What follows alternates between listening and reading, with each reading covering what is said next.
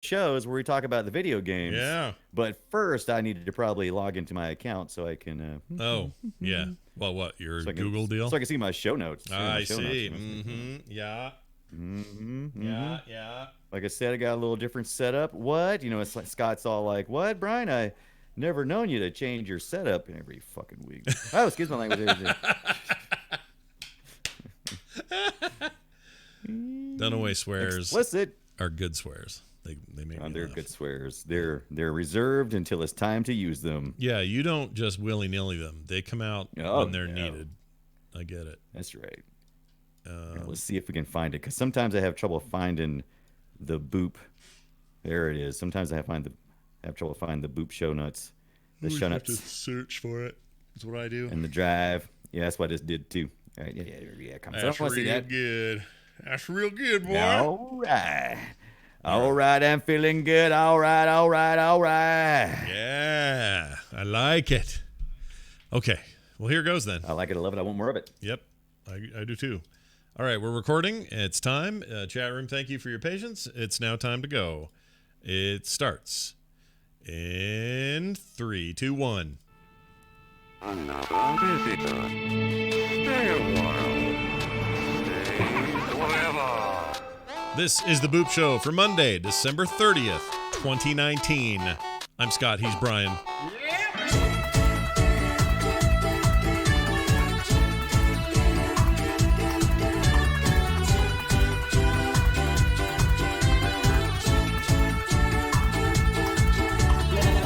Hello, everybody. Welcome back to the Boop Show, the last one you're going to get in the year of 2019.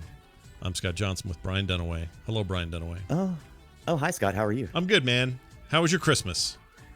Oh, my gosh. Every year, man. It's just like, I don't deserve any of these things. Santa's obviously not paying attention. Did you get Christmassy things or video gamey things for Christmas, I meant to say? Oh, I did, and we should talk about that for a second, because I did get something very cool for Christmas. I got an Oculus Rift S. Oh, nice. That's right. Now, why didn't let me ask you this, because inquiring minds want to know, why did you get that and not the Quest? Because the Quest now doubles as a Rift, so why that? Because my loving fiance, who loves me very much and always says that I always take the lesser of the things that I desire when I asked her for an Oculus Go, because it was on sale during the holidays, the 32 gigabyte was on sale for $130. And I know it's really only good for like watching movies and stuff. So $130 for watching movies with an Oculus Go in the bed, that sounded like it was a good deal. So she said, "Well, I'm not getting him none of that mess. I'm going to go out there and spend some money." Yeah. And so that's what she did. She got me the Oculus Rift S, and I haven't read anything about the S, because my laptop and my gaming PC right now is not up to snuff, really. I mean, it's the minimum. It is the minimum you can use to do that. So I was like, so I got it, and I'm sure my face kind of said, "Oh, yeah, this is nice." Well, at least you said this is Did nice. Did you keep the receipt? Yeah. No, that's What was even worse than that? Yeah. What was even worse than that is the night before, like on Christmas Eve, before I got it. I didn't tell her this at the time, but apparently one of my children knew I was getting the Rift S, and then told another like 12-year-old. And that 12-year-old came up to me at the Christmas party and said, "I heard you getting an Oculus." And I'm like, "What?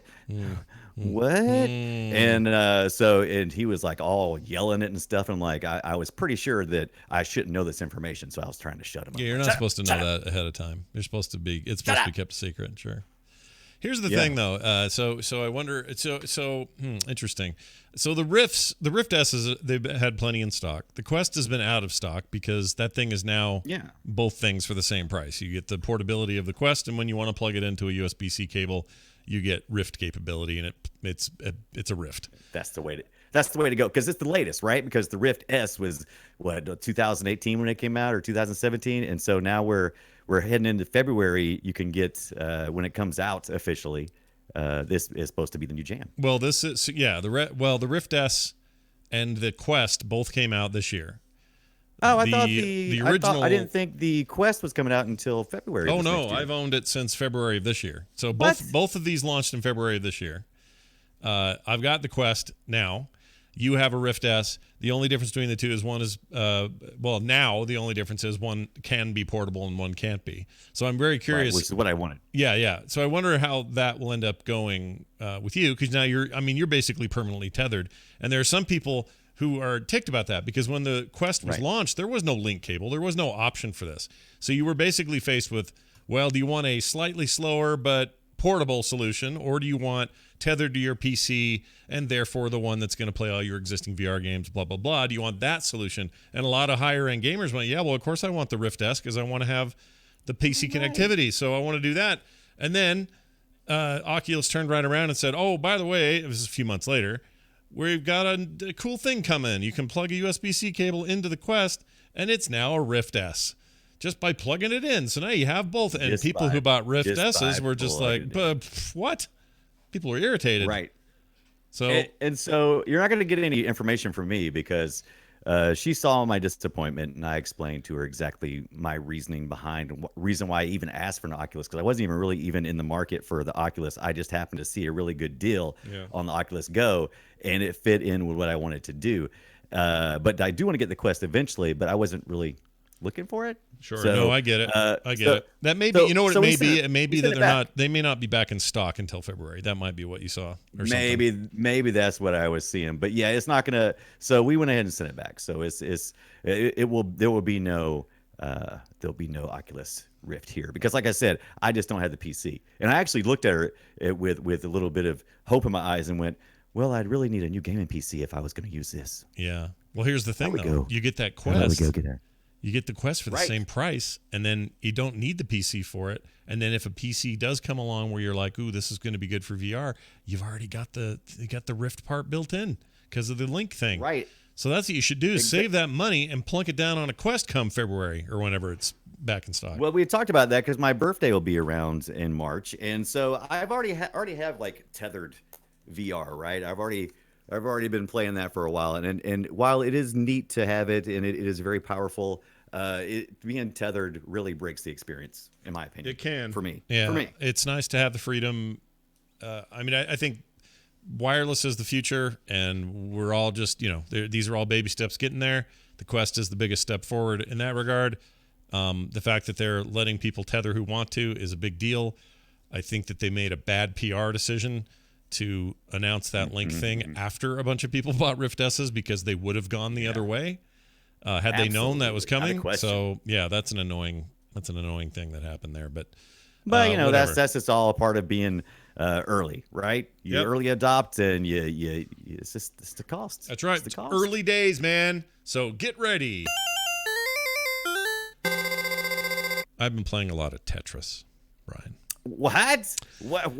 Yeah. Wait, what? It's almost like there's like only 2 days before 2020, and you're playing some Russian game from the 80s, 70s. When did Tetris start? 70s? Tetris was was 80s, right? Wasn't it 80s? I played it during the 80s, but I was trying to recall if it actually existed before then. Now that you're saying that, I'm starting to question myself. But it was that dude.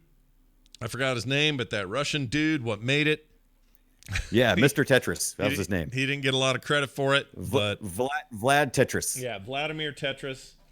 Vladimir Tetris. He made a Tetris game, and then the Russian government controlled all the money it made, and that pissed a lot of people off. And then eventually there was some weird combination of ownership rights between Nintendo and Tenchu, or not Tenchu. What was the name of the Japanese company? Anyway, they had their own version. So there was at one point you could buy a version of Tetris on the NES that was Nintendo published, and another one that was published by this other Japanese company.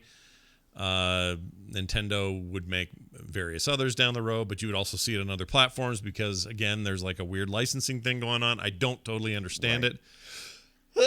Excuse me, I sneezed. I should have hit the button that makes it so people don't have to hear me sneeze. Yeah, that was a powerful one. Holy Moses! Came from way down. That was one of those dad sneezes. You just can't escape one of those. You're sitting and you're trying to enjoy your meal, and dad comes up with one of those. Woo! Yeah, big time sneezer. My dad, and I got that from him.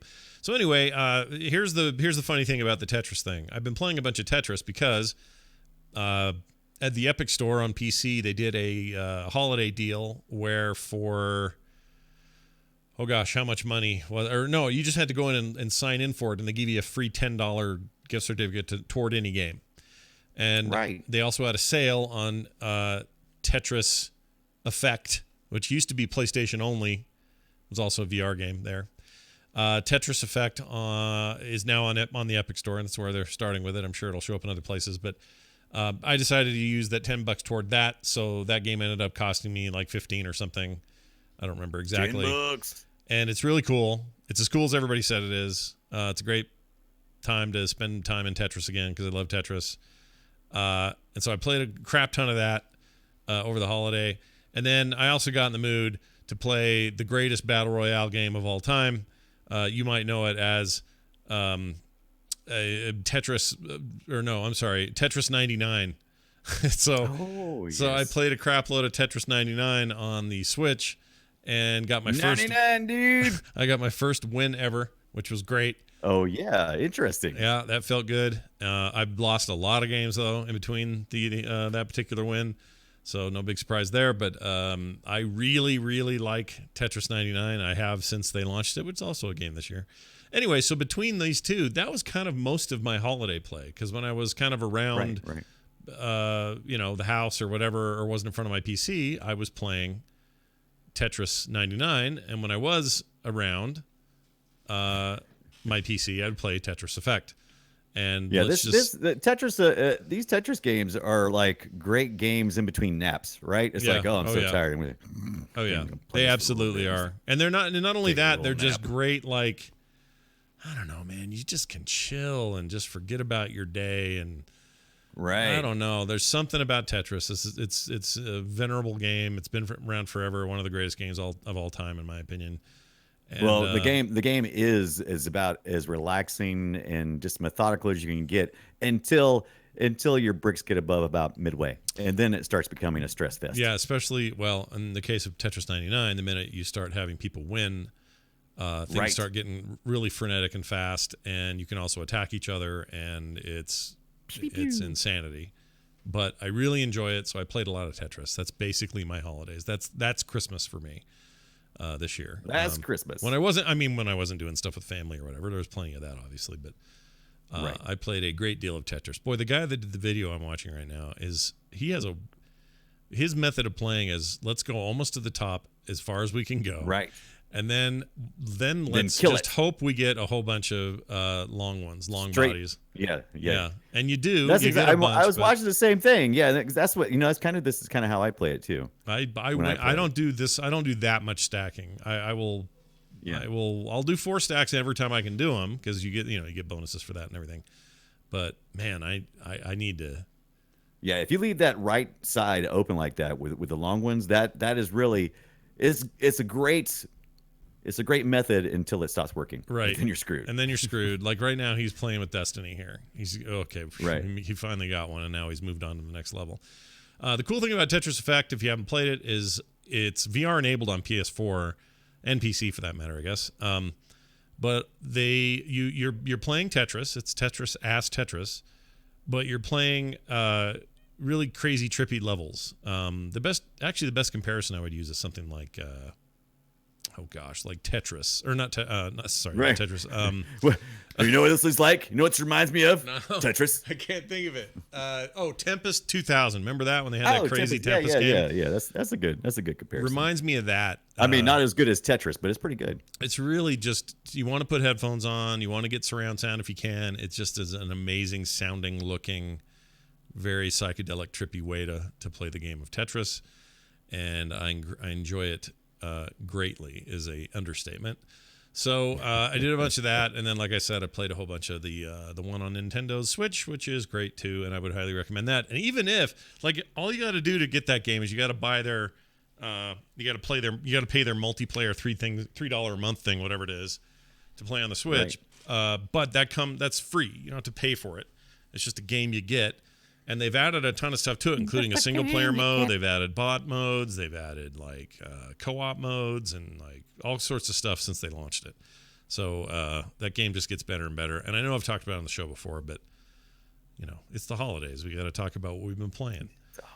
So that's me. Yeah, I mean, if you were expecting a regular episode for the last episode of 2019, what were you thinking?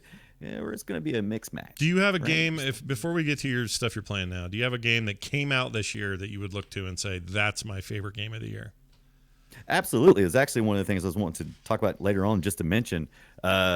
So, yeah, there's a couple of games earlier on. Are we going to do our game of the year now? Or we want to wait? You know what? All right. We'll wait. Later? We'll wait until before the emails. We'll announce each of let's our wrap picks it for the later. greatest game of the year for each of us. Yeah. Okay. Yeah. Fair enough. And remember, people, before you start getting excited, this is our personal preference of greatest game, not some kind of, magical formula that someone else used. This is just like, hey, I like this game. This is me. This is the game that stood out for me. Right. Exactly right. All right. So tell me about your thing. What are you playing? Oh my gosh. Oh. The Game Pass, or I guess it's on the Xbox though, because I couldn't find it on PC. But Game Pass got Witcher 3, so you've been playing that.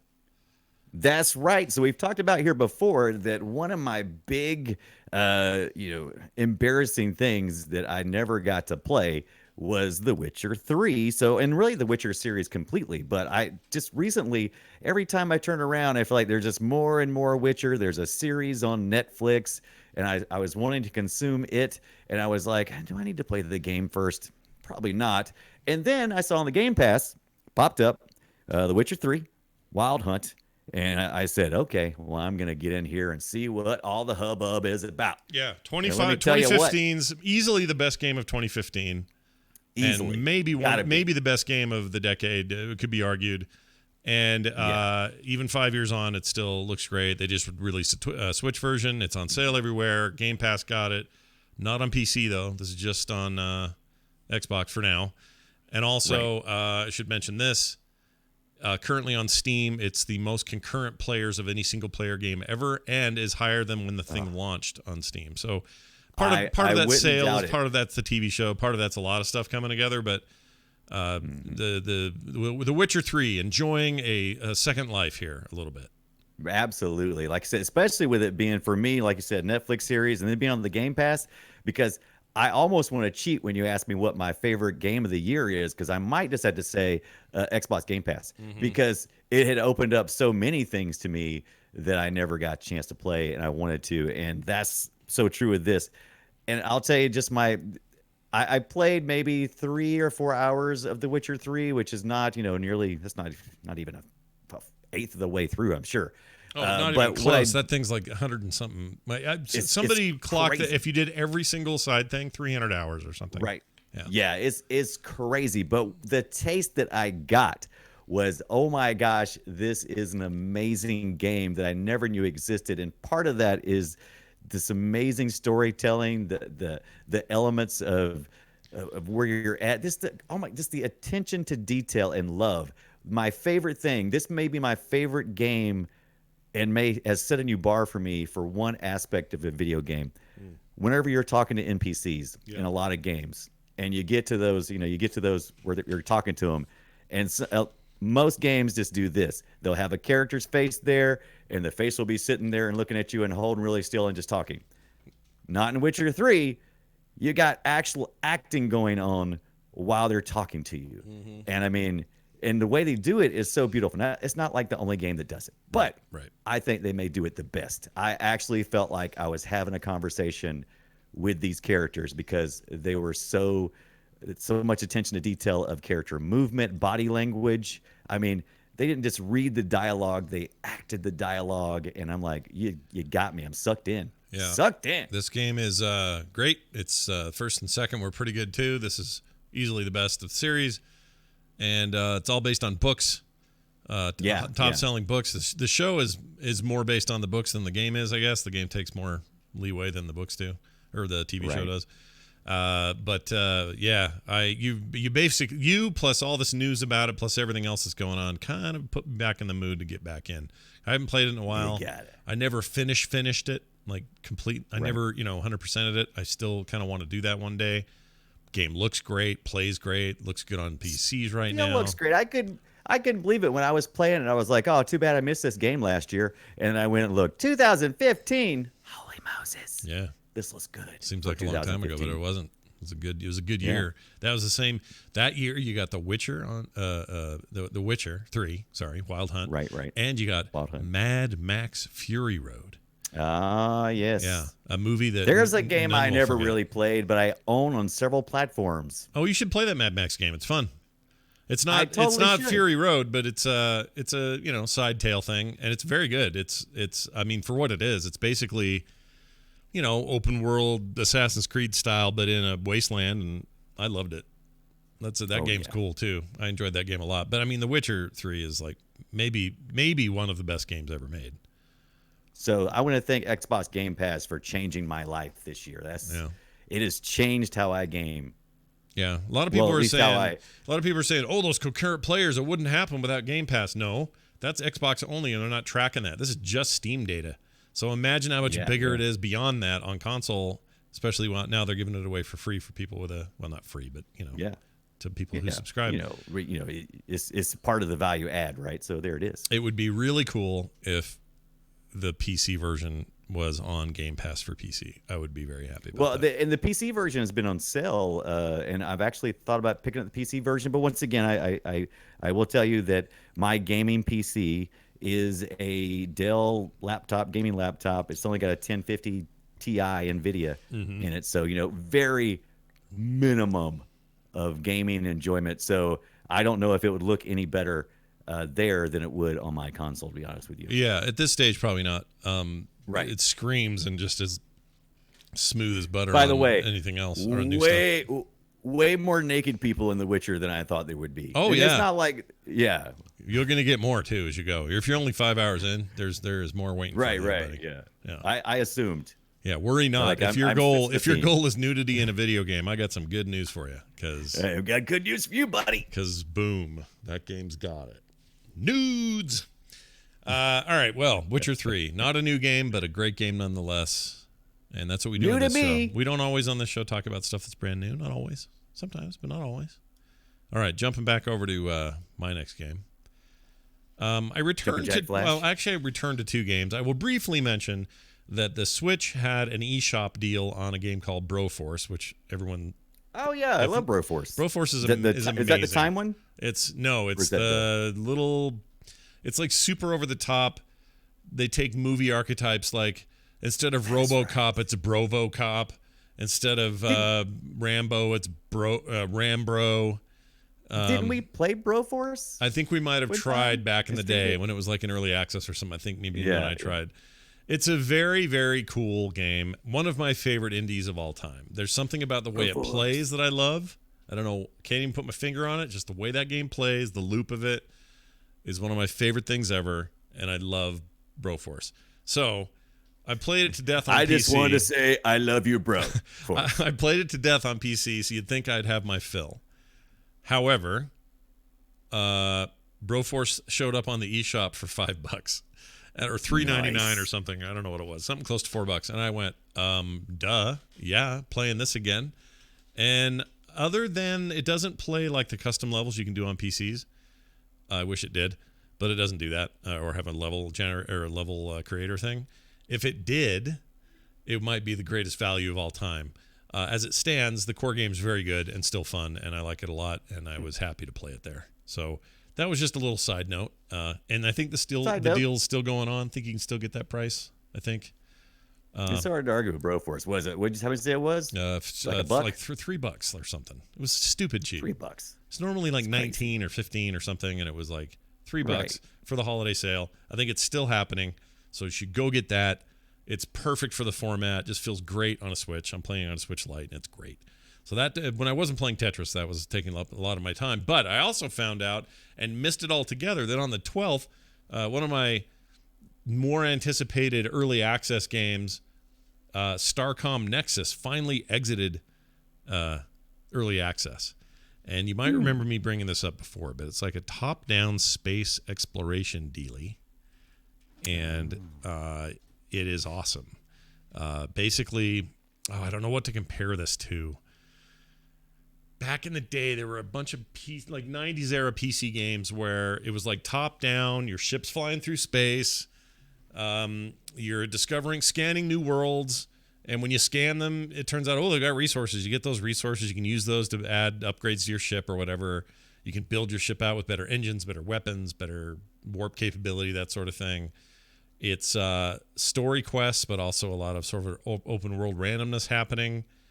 The graphics in this game are very nice, very minimal, but also very nice. And I remember the graphics. The graphics. I wish I had that clip still. I don't have that clip anymore. Aw. The planets look really cool. The little space stations look cool. The story stuff's good. It's just a great little one of those. And for a game that's just trying to sort of kind of recapture some of that 90s era space exploration, RPG style thing, I think it does a really good job of that. And I liked it when it was in the only problem I had with it when it was in early access is every time they'd patch it, you'd lose your saves. Super annoying. Ooh, yeah, you can't do that. And they told us that. They kept saying, "Oh yeah, you'll lose your saves. It's just the way this game is written." Blah blah blah. But it doesn't matter. Yeah, it bummed me you better out. figure something else out. Yeah, it bummed me out. So I kind of stopped playing it until they were done because I didn't want to lose. I keep losing my saves. So now they're done, and you won't lose your saves. Just you can play it, and you're good. You can just whoever programmer told you that, punch him in the face, figure it out. I guess there was some hack around way you could like export go to your file wherever the save files are on your drive and then pull them out and then do something hokey to an INI file and then make them work. But I didn't want to bother going through all that, so I just waited. It was fine to wait. You do the hokey pokey and you turn your bits about. Turn your bits about, and that's what it's all about. That's what it's all about. Anyway, good game. Fun to return to it. Starcom Nexus available on Steam and out of early access currently. So as a full game now available to play. If you need a little space itch that needs to be scratched, you could do a whole lot worse than that. All right, Brian, tell me about your final hours. The deep nether regions of Space Itch. That's right. Oh. Yeah, how'd it go? You beat the Luigi's Mansion, did you? So here was the deal. Yeah. The deal was I wanted to complete Luigi's Mansion 3 for the Switch before Christmas because I wanted to hand that off to my oldest son, Andrew, for kind of like, like a little Christmas bonus. Mm-hmm. Not really a Christmas present, but just, hey, additionally, here it is. So I was very close. And so I finally I did a marathon right before Christmas of Luigi's Mansion 3, and I was able to beat it. And I did it in about 22 hours total, which was about average for what I did. I was not I didn't get every little thing. I got a lot of things, but I didn't get every little thing. And I loved this game from beginning to end. As I went along, I learned some things. I don't know if this is how they did it, but I learned as I went along that it felt like each floor was designed by different teams or something, or maybe certain teams were assigned to do certain levels because it's like there's almost like a framework of what Luigi can do, and then they found ways to use those powers on each floor in a creative way. That's what it felt like. It felt like a real true collaborative effort between different level designers. Now, I could be totally wrong, but each floor seems so unique and outside of the last floor that I believe that's how it had to be done. Were you ever scared in this game? Was there ever a time you're like, oh, that's a scary moment I got going on with Luigi? Yeah. So Luigi's Mansion is not necessarily like it's not really scary. It's more like a creepy, and you're really supposed to be watching Luigi be kind of scared. It's more of a comedy horror kind of thing. It's like when you watch Ghostbusters. I mean, there's no point in Ghostbusters other than the part where it goes zoo that you're really freaked out. The rest of it's pretty tame. Yeah. You laughed about Slimer and different things, and probably the scariest part was maybe when Winston was talking about the end of days and that kind of stuff. But other than that, that's kind of how Luigi's Mansion is. It's just a little Ghostbusters fun, mostly funny. There's a couple of times where I guess if you were sitting in the dark, you might kind of go, oh, that's kind of creepy. But you're mostly just trying to solve puzzles. You're trying to solve puzzles and fight ghosts. You feel pretty powerful because you got most of the tools to do just that. Every time I look at it, I just love looking at him. It looks like such a fun romp. So I need to just get the damn thing and quit thinking about it. It is so much fun. Oh, by the way, after I finished it, and I was like, hey, Drew, I was like, I said, did you ever get a chance to get Luigi's Mansion? He said, yeah, I got it for Christmas. I was like, dang it. Oh, So I finished up for nothing, but that's okay because that was good. In actuality, it was good because when I finished it up, about the time I finished it up the same day, they announced a bunch of multiplayer content that they're releasing this coming up. There's already some multiplayer content, but they're adding a lot more. What do you do So I'm in like, that? oh. What do you do in the multiplayer? Well, you play different. I haven't played much of it yet, but it looks like you play like just levels of floors, but you play together. And usually, what we've been doing, the multiplayer is one person plays Luigi, another person plays Gooigi. So I'm assuming it's kind of in that same vein. But then I also saw like some challenge areas where you're doing it on different floors and you're trying to catch the most ghost in a certain time frame. There's a couple different modes. I haven't looked deep into it. I just know that it's there. There's more content coming, and as a result, I need to hold on to it and not just give it away. Would you call it, but not competitive, then like a co-op multiplayer stuff? That's the plan?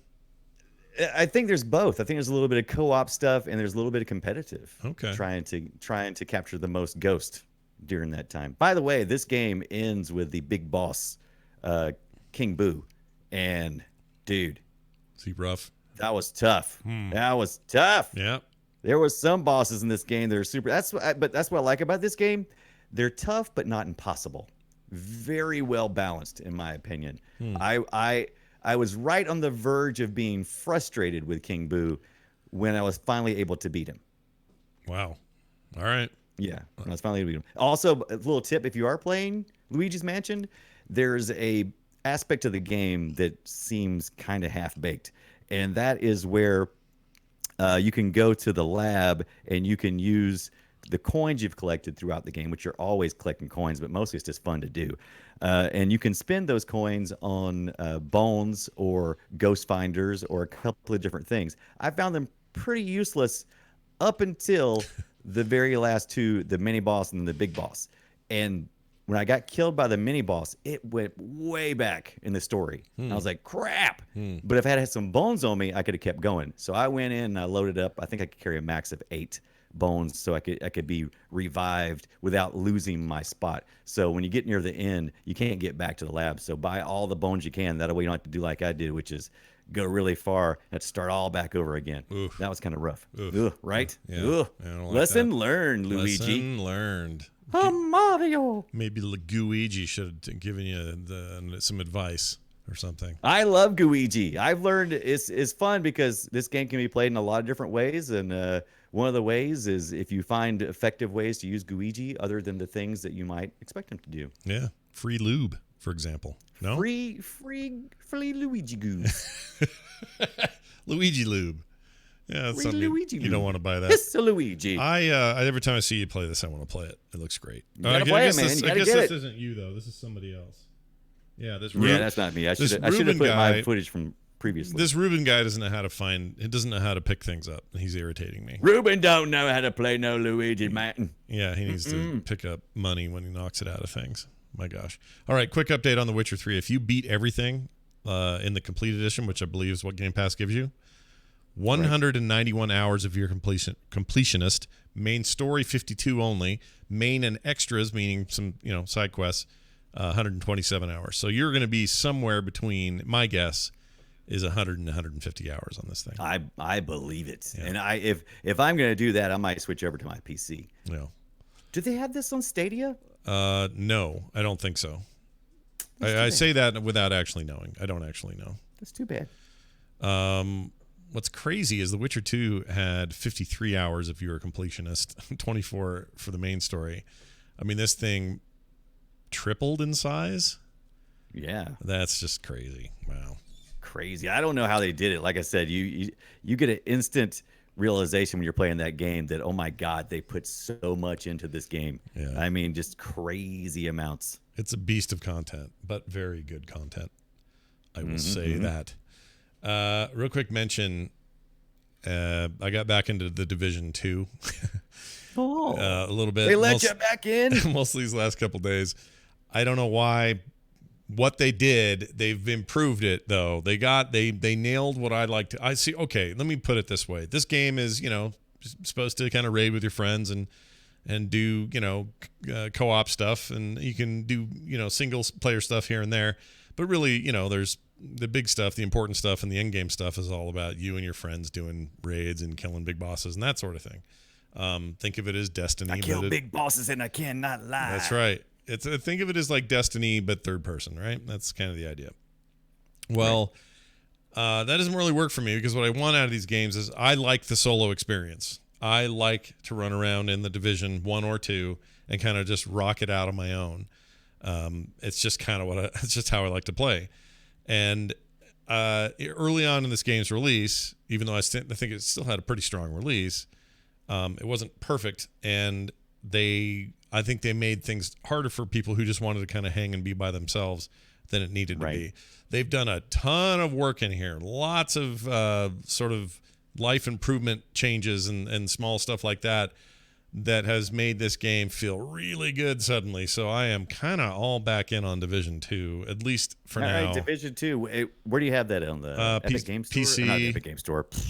Game Store. Ubisoft, right? Yeah, I got it off the Ubisoft store because I know somebody there and I got a discount, but you can get it on... What? You know somebody there? Well, I know somebody here. Maybe those somebodies know each other. Maybe those two somebodies can get together. But I think I actually had Division 2, but I think. It's on everything. So you want... Right. Consoles, they got it. You want it on Epic Store, Steam, freaking, I think Good Old Games even has it now, or directly on the Uplay Store.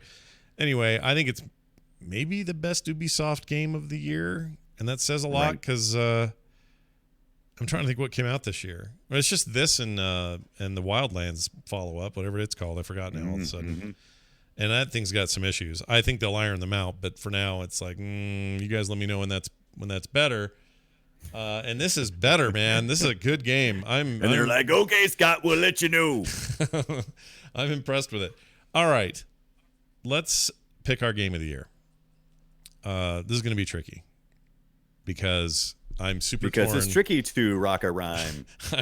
Rock a rhyme just right on time. It's very tricky. You have on here God of War, but that came out last year, right? That was 2018. No, that was this year, wasn't it? Hold on. God of War. Did that happen like in March? Release date. I want to say that was 2018. Let me look. Yeah, 2018. Yeah, you're right. April. Oh, what? April of 2018. Yeah, as a while ago. Wow, that's just sad. I thought I'd. Oops. That's sad. No, it's not sad. It just means you've, it's just a thing. You didn't notice. You just missed it. It's okay. That game's still amazing and valid. Yeah. So, well, that's okay because I thought The Witcher 3 was from like last year. So what do I know? Time is going by too fast. Slow down. I guess so. It's really impossible to do given how many games there are now. Plus, my tastes are all over the map. But I am going to say that the game that was new this year that I enjoyed the most, and I'm gonna caveat that because there are other games I enjoyed more, but they weren't new this year. So, okay, so I just want to make that clear. The new game I enjoyed the most was The Outer Worlds. Yeah. So I think that's my game of the year. Yeah. So I was with you. Also, when I picked it up, The Outer Worlds was my game of the year. I think we talked about this a little bit, but a couple of more games came along. We had Jedi Fallen Order. I was really interested, got hot about that for a minute, and thought, wow, this is maybe my favorite single Jedi experience that I've had in a while. I mean, how can I not at least put that way up there? Mm-hmm. And it may come as no surprise. I'm still going with Death Stranding. Oh, that's right. You really enjoyed Death Stranding. That's true. And I didn't play it. So in fairness here, we're picking games that maybe we haven't both played. So right. Yeah. And you could easily argue me down and go, oh, but it's really just a walking simulator, or there's too many ads in it, or it doesn't have the charm of this or that, and that's fine. That's fine. But for me, Death Stranding stood out. It stood out in a way that I felt like Outer Worlds did not stand out, even though it was a great game, solid game, great gameplay, great fun storyline. I loved the decision making and all that stuff. It was fresh in the way that it made me think, am I making the right decision? Mm-hmm. It really made me question that. So that was really well done. But I really got to say, this year stood out. Death Stranding just stands out. I mean, when you ask me in the future, first I'll go, was that 2018? But then once I actually start remembering, I'll go, oh, yeah, that was the year that Death Stranding came out. And that really affected me. Also, had I played, what game was I just thinking of? Oh, had I played Control, I'd probably be talking about that. But I haven't played it yet. Right. Probably end up playing that next year sometime, and then going, oh my gosh, what a cool game! How come it took me so long to play it? Like a lot of that stuff happens for us. And this is a transition year for the Boob Show because we've both had things change in our podcasting world. The core changed a little bit, which meant that, we had to change a little bit, or we decided to change a little bit.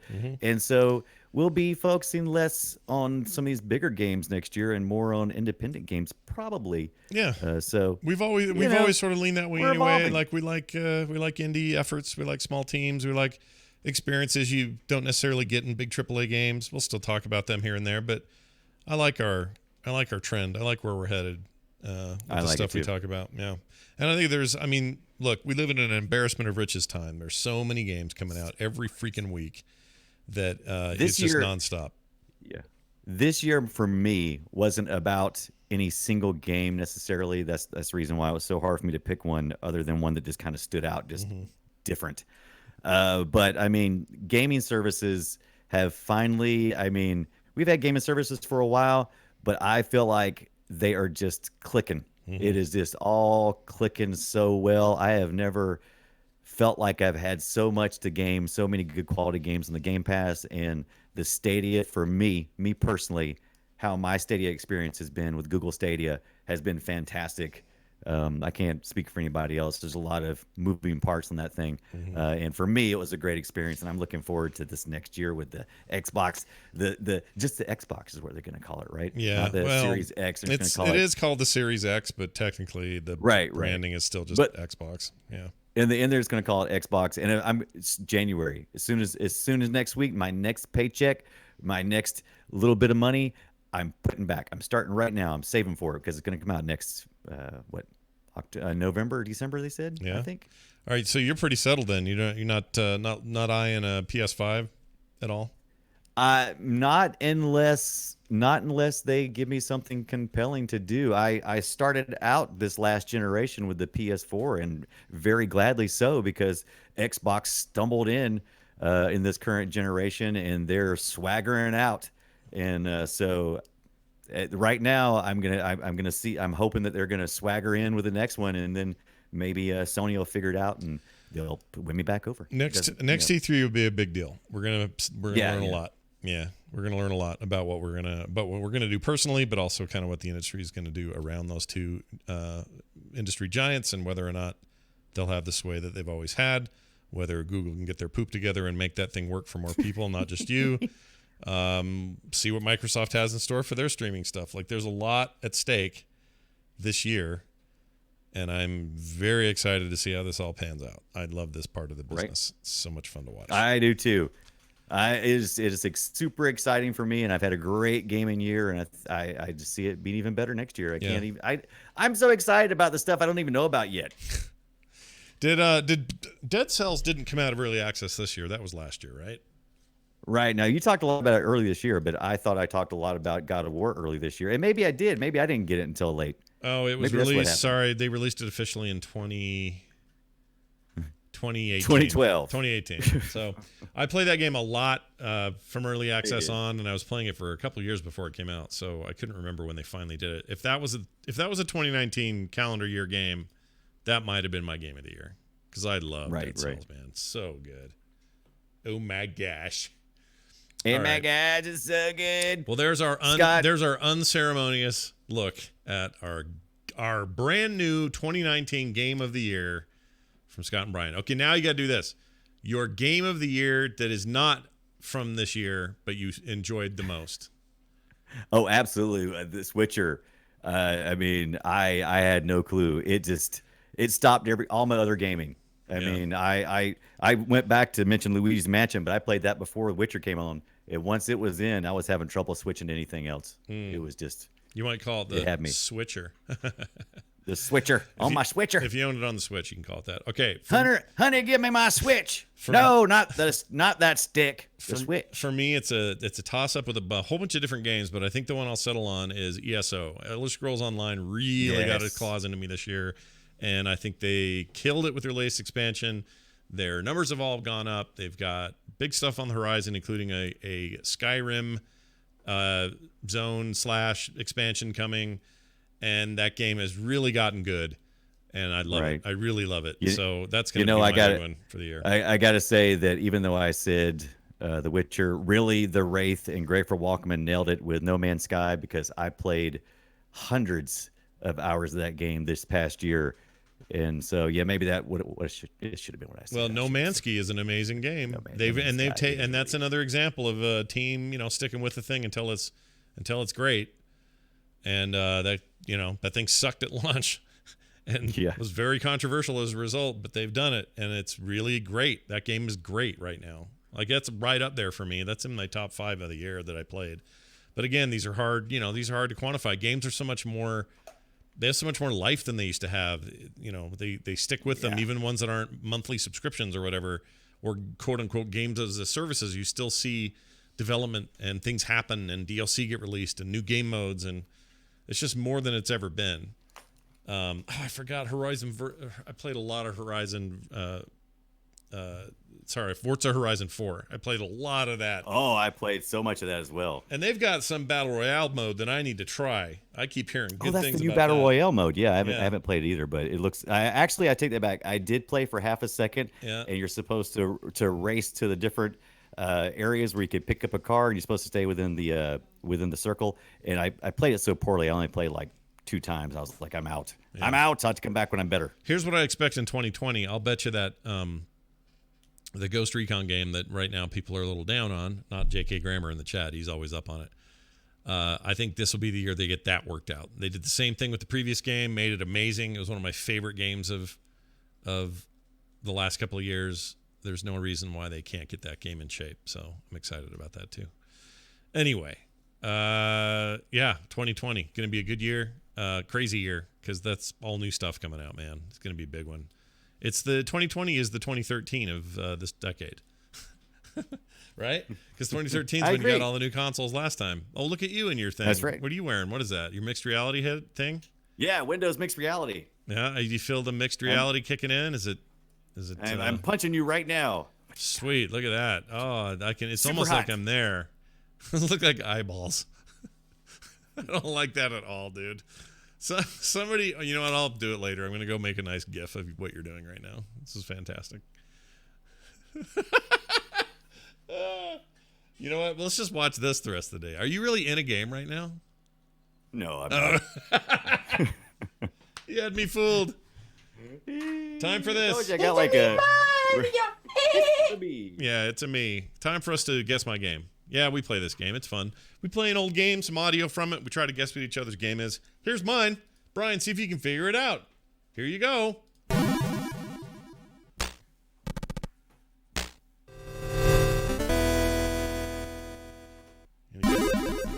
guesses yet? Am I playing pole position? Sheesh. Yeah. No. See if Now this is old school. I loved this game so much. It's an arcade game. It's definitely an arcade game. Yeah. This sounds. I know what this game is, and when you tell me, I'm gonna be like, duh. Listen to this part. Like, what is this? Oh my God, what is it? I know what it is. What is it? Why am I blanking on it? It's Discs of Tron. Oh my God! Of course, it's Disc of Tron. Oh, jeez, I couldn't get the visual image, but those sounds are just seared into my ears. Yeah, I mean, I know. I do this all the time. I'll hear a game thing from an old arcade machine, and I'm 100%. It's like burned into my head, but I can't think of the name. I totally get it. Oh my God! But man, I love Discs of Tron. Love it. I used to play the crap out of it. That was so much fun. Somebody needs to make a cool. I'm sure there is something like this in VR. Someone's got a VR Tron disc game, right? Ooh, yes, there's gotta be. Where you're I almost hucking watched the first Tron and the reboot on the Disney Plus channel the other day, but I didn't do it. That thing's a sequel. I like the reboot. It's not Some a people reboot. don't like it. I It's like not a the reboot though, is it? It's like Well, it's not. I'm sorry. You're right. It's a continuation. You're right. A part 2, the sequel. I like it for some of it. Some of it is a problem. Right. A lot of it's good or fine. The soundtrack's amazing. Yeah. The Did you see the visuals are first great. Tron? Oh yeah, I watched the first Tron over and over when I was a kid. I mean, it's trash, but I love it. It's the kind of trash I love. I love it too. Those were the weird Disney days. Disney has that whole IP, right? They needed, now that they've got a streaming service, we need a live action freaking Tron series, dude. Ooh, Absolutely. I would love it so much. I would love So it so good. much. When I was young, I wanted to drink Tron water. Do you remember the water they found? It was like weird, glowy, freaking computer water. I wanted to drink my own Tron water. Oh, we could finally live in a computer. That's what Tron's, fantasy really was. I mean, come on. Yeah. And Tondra Grossen doesn't. Netflix and Amazon won't do it. Disney owns the rights. They just need to get it on Disney Plus. They're having huge success with Mandalorian. Let's try to have that with Tron. Oh, yeah. The Tron universe is ready. Yeah. And if you ever played I think Tron it is, 2.0, that was an amazing first-person shooter. I love Tron 2.0. It's really good. So good. Yeah. All right. I got a little excited there about that. And now this. Well, that's not it. There it is. All right, everybody. Time for us to read an email from a listener. This is from Dylan, who wrote in and says, "Hey, Dylan. about kart racers." He wants to talk about kart racers. He says, remember we talked a few weeks ago about kart racers? yeah, we totally did. He says, "Hey, Scoot and Boop, I was listening back to an older episode where you guys were talking about kart racing games, specifically Mario Kart and Crash Team Racing, and it got me to thinking about a game I remember being very underrated. Did either of you have any experience with Mod Nation Racers on the PS3?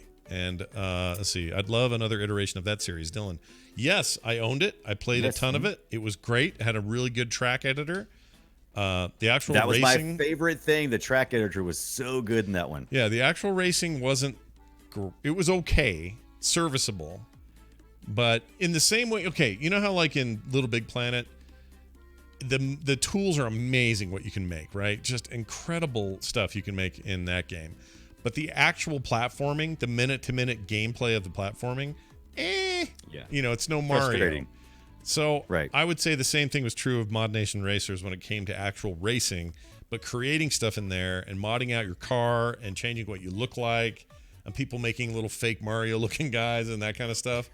That was really cool. And I loved that game. So yes, Mod Nation Racers. Let's see a new one. That would be cool. Yeah, I Why didn't not? play it until later on. And so, but when I did finally get it and played it, I loved it. I want to say that was on PlayStation 3 I think and I had the on the Vita. PS. I believe I had it on the PSP is where I picked it up. I think I had Was it PSP or Vita had that? I can't remember now. I had it on the PlayStation. Probably for both because a lot of them were compatible. But I had it on the PlayStation Portable because I never had the Vita. Let's see. Mod Nation Racers. 2010. It's been 10 years. Jeez. Yeah. It was first shown in 2009 at E3. I'm trying to find more here. And it's taking forever to open. Okay, there we go. Content creation developer, reception. I'm just trying to find where it was. If there are any other devices, it says, PlayStation 3 and the PlayStation Portable. You're right, PSP. That was it. But the Vita, it was on the Vita too, though, right? You could play a lot. Doesn't of say the Vita PSP here. games. No Vita on the list. Right. PSP only. Really? Yeah. I guess it never made it to the thing. I don't know how well it did. I online, liked it on the portable. online services for the game were shut down on the 10th of October last year. So Aww. that's good. Yeah, it's not bad though. That's pretty darn good, though, isn't it? Had a good run. On April 12th, 2018, it was announced that Sony Interactive Entertainment will cease all online production for the game. This along with a few other PlayStation titles such as Counter Spy, Little Big Planet, Karting, and Gravity Rush 2 will all have their online functionality removed. I guess the stuff you could do on your local console is all there still, but you can't go check out other people's maps and stuff. Man, talking about the PSP and the PS Vita, I really miss those. I would like to have one of. PSP was cool. I know it didn't do as well as you wanted to, Sony, but I would go buy anything new you made like that. I would buy it. Yeah, I like their handhelds. I thought the Vita was cool. Yeah. I liked the Vita a lot. The Vita Vita kind of was cool. became the rad indie machine. Right. The Switch is enjoying that now, but at the time, the Vita was the place to get your indie games. Oh, it was the place to go. Yeah, I think they really just saw the writing on the wall with all these mobile games on phones and stuff. It's like, it's almost the same form factor. It's everything. How are we going to compete in this? And it kind of Yeah, kinda Nintendo tosses can to do the it. side, but- They've got their first party stuff. Nintendo's weird. They're Oh, a yeah. weird animal. I can see why Sony got out of it, though. I get it. Microsoft was rumored to have a handheld for a long time. They never did it. yeah, yeah. Xbox I in would the do that hand, too. baby. Oh yeah, totally. We like this kind of stuff. Oh, Or else we got a phone call. This is a little hard to hear. I'm gonna play it anyway. In fact, I'll kill this music and then play it. But a little hard to hear with his phone connection, but it's not too bad. I thought we'd play it. It's a Stadia Sony call. Here you go. My name is Alex. I'm actually going to talk about Stadia. You guys were talking about where's the audience that is taking advantage of Stadia, and I'm actually one of those. I don't want to. I actually have a 5-year-old computer that it doesn't run the games, the newest games such as Red Dead 2, Call of Duty, and all those new games. So Stadia is actually for me because I don't like consoles. So instead of spending $1,200 in a computer or upgrading my current computer, I just can play Stadia everywhere whenever I want. All right, so that makes sense. Yeah. He wants. Yeah. He's basically saying, yeah, I'm one of the people. It works. Yeah, it I'm the works market. for some people. Absolutely. Yeah, it's Yeah. and I get that, and you know what? I'm all for this. I just don't think they're there yet, and they're there for some. Obviously, they're there for you. You've been thrilled, Right. but there's Yeah, and I don't think it's not. I don't think at this point. I don't think it's Google's fault. Where most of the things that they're suffering from are not Google Stadia's problems. Well, some people complain and go, "Not enough titles, more exclusives," and I'm like, "Yeah, but this is about a platform. It's it's kind of like how I see Steam. It's not really like a console like you would expect for more exclusives and stuff. But I mean, because the investment is super low. I expect my PlayStation and my Xboxes to have an exclusive because I am throwing down some big starting bucks. Whereas Stadia, you're just gonna pay $10. It's just like, and you just start playing. If it works for you, it works. If it works, it works. I agree. I just think that in the end of the day, your console is the internet now. If you want to think of it that way, yeah. Stadia is you paying $10 to access the internet as your console, and then you buy games to play on that console. In its simplest Right. form, that's what this is. Super And- cheap. Like I said, there's a market that they're feeding. The question is that market going to be big enough for them to justify the cost of what they're doing? Will they be able to do it? And I'm pulling for them because I would like to see this, and I would like to see other companies do this as well. I think that would just be beneficial to us all. Microsoft's plan is more interesting to me because I think they're going to have kind of a Yes. big giant swath of hybrid ideas. Like you're going to be able to play streaming Right. directly, Stadia style, or you're going to be able to download these games. You're going to be able to play them on multiple devices in multiple places with cloud saves all enabled. You're going to be able to play games via Game Pass that you would otherwise have to purchase. Instead, you're just going to get them for the one price. Like Right. they could really run away with this if they want to. I think so too. I would love, like I said, I hope there's success there too. I hope it all is successful. Yeah. This benefits me. Yeah, me too. Me. So in Sony's case, their biggest strength is first party development. Their games are amazing and they can't get them anywhere else. And so they hold some sway over me in that regard. Like when they do a Absolutely. what do you call it? A Horizon Zero Dawn sequel. Mm-hmm. Where the hell else am I going to play that? I got to have Yeah, that. Death Stranding. Here it is. Yeah. Here's your PS4. To me, it's Yep. like Nintendo games. If I'm going to play Mario or Zelda, where am I going to get them? I got to Mm-hmm. get them. I got to get them where Nintendo goes. So it's the same thing for me. Where you going, Nintendo? Can I come? Yeah, can I come with you? Would that be okay? I just want to play some Mario. Hey, Nintendo. That's them sniffing back at me. I'll tell you. You know what's odd? What? I've had. Speaking of Nintendo, I've had the Mario Kart Racing mobile app on my phone for a while now, and I never did play it. I didn't And either. I finally, it's been loaded up forever. So I finally played it over the holidays, Yep. and I placed first place Oh, playing against other people. Like Ryan. the first race I did, I got first place, and it Well made me done. quit because I was. it made you quit. It made me quit. I'm like, I should not be winning first place. I'm out. I mean, maybe those were It's not gonna get any better than that. maybe right? those It's were first bots. place. Are you sure those were people and not bots? or something? It said I was playing other people. It said it was real people. All right. So and I'm gonna believe it because I won, and I'm like, why play anymore? It's just gonna get worse. Does that thing right? work with? Because now you can sync Xbox and PlayStation controllers with an iPhone. I wonder if I can play that game with a controller now. Right. I have to think about that one. Probably not, and I probably don't care. Yeah, I mean, I've really fallen off phone games this year in a way that I didn't expect. Which is sad because I'm a fan normally of just like, a cool phone thing, and there's been a couple of things, but for the most part, I've just kind of fallen way off. Even though Apple Arcade service was amazing, and I really had fun for the month or two that I played it, and I just kind of lost interest. Same. I'm just kind of like, so good. I'll just go spend time on my. I've been playing my Switch with this year way more than I ever have. So I know it's not a problem with portable gaming, and my PC is getting most of my other love. And I'm in a weird place. Like, this next year is going to be a big deal for me because I don't know where I am with consoles outside of the Switch.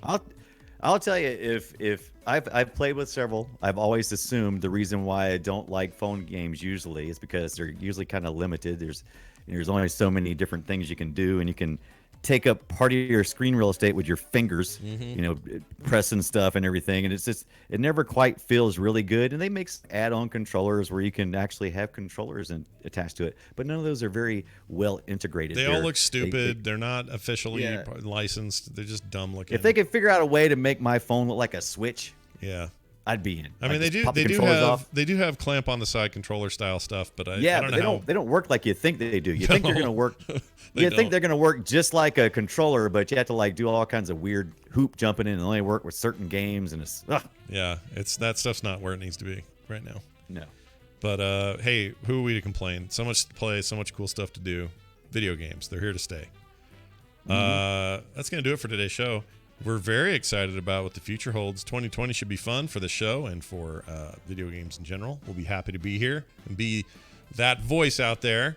I put on our overlay today, Scott Johnson and Brian Dunaway do games their way.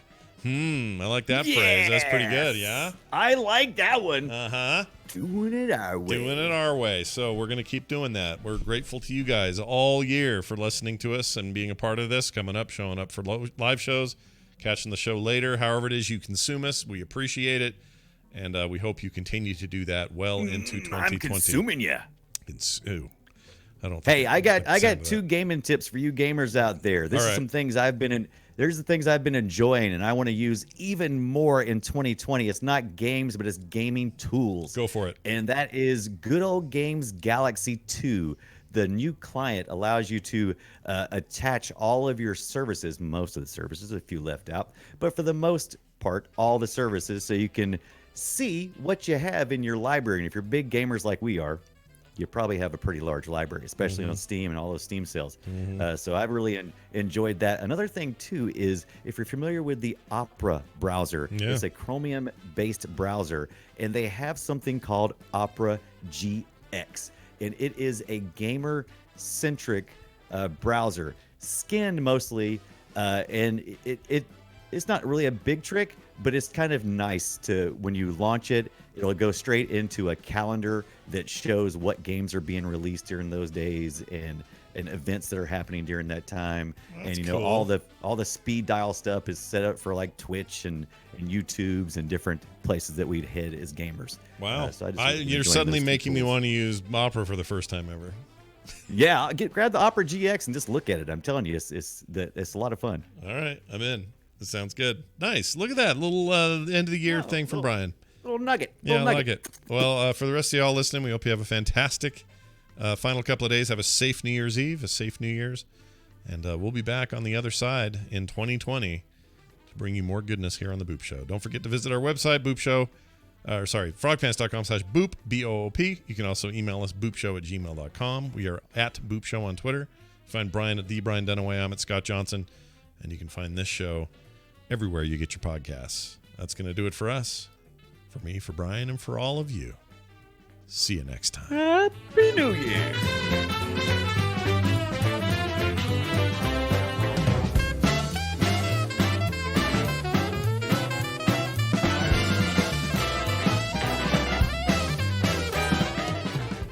This show is part of the Frog Pants Network. Frog Pants Network. Get more shows like this at frogpants.com. I don't like steam. I love steam. Oh, I didn't know that was at the end of that. I like that, and I like the outro music too. Is that new? No. Well, yeah. It's a jazz version of Super Mario 3's theme, but I'm always like collecting these things. I'm always looking for I a like new that one.